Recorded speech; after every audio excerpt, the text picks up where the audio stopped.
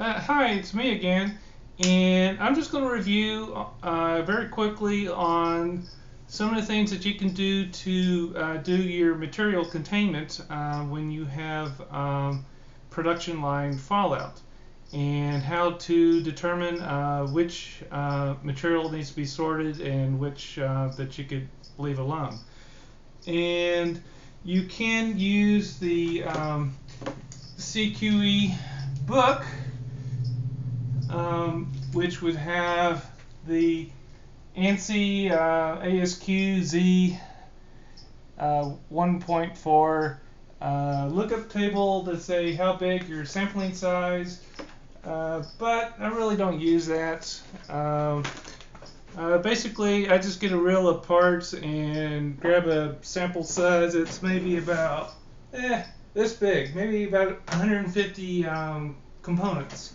And what I'll do is I take them out of the feeder tape, throw them on a raw PCB panel, and let it go through the reflow oven, and so that they get heat stress. And then I generate a table of all the samples by using my LCR meter that's tied up to the GPIB interface bus, which is controlled by LabVIEW, and that allows me to serialize the data collection.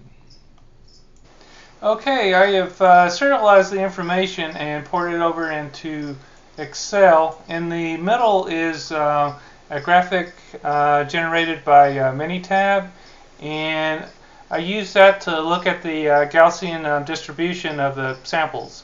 Right here, these are 10 microfarad capacitors, and as you can see on this particular lot of 184 samples, the distribution is pretty even.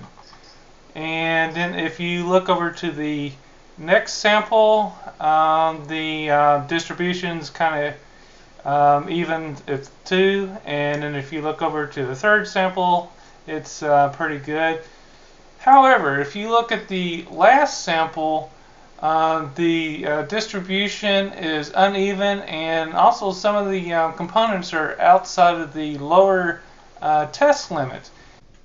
Okay, so now I've determined which particular lot number from the sampling groups that I need to do some kind of actions on. And so first thing is do material containment, grab it from the production line, make sure that the warehouse has been cleared with the suspect date codes or lot numbers, and put them in your containment area so that they don't end up inadvertently back in the circulation. And also facilitate by providing the production line with alternate date codes that through sampling have been determined that there's no issues with them, and so that would mitigate any kind of disruptions in the manufacturing. Well, I hope you folks enjoy that.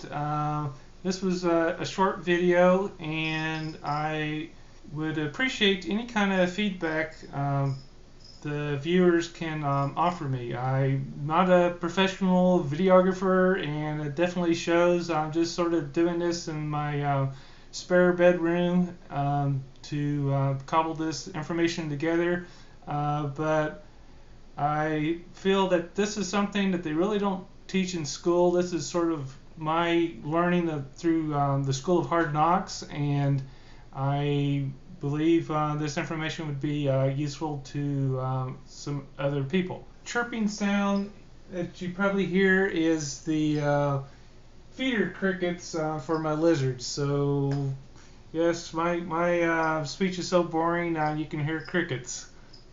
So have a good day.